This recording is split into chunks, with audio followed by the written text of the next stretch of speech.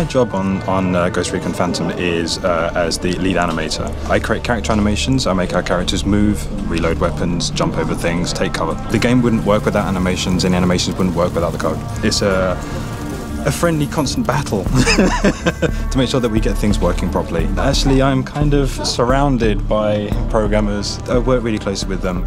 So yes, Kelly poke me all the time. So we have a new animation, we need to put it in the games.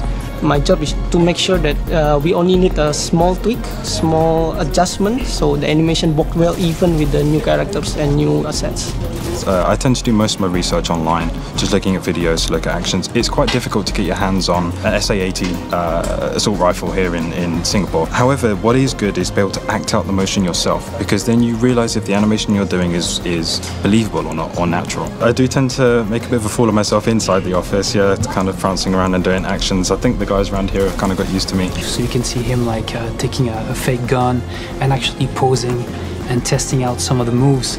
And it's kind of funny, but it's very useful. I've been working with Kelly like all these years for movements, and I need to have this exact sound with his animation, and it all comes to these batches, game design, animation, then sound. Whenever I'm in the planning stage of doing an animation, I will call over Beige and I'll explain what I want the character to do and what I imagine the character is going to be doing.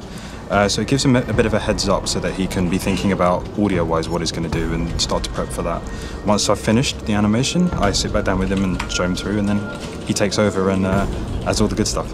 Well, sound design is paramount for any game really, but Ghost Recon Phantoms in particular, because it really adds to the sense of immersion, that you really feel like you are on the battlefield with your teammates fighting for the win. For Ghost Recon Phantoms, all the weapons start in Nicole's great list of guns.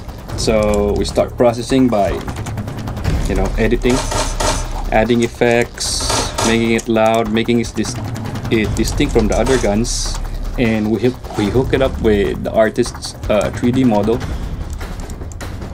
and animation for the reloads, and that's it. There's naturally an immense amount of creativity on Ghost Recon Phantoms. Everybody can contribute to ideas and feedback. Beach is constantly assaulted by people who come back to him and tell him, oh, you've made that change, you made this change, you've added that piece of music, you've added this feedback. Because we can and because we care. What I want to do is I always want to please the players. The sound that I really like is the sound of the AK-12. I've been able to create a mark, something that is me, but it's not. Something like a blend of both, and that makes me very proud. The slightest mistake has an immediate impact and an extremely long-term memory. People remember you for what you've done,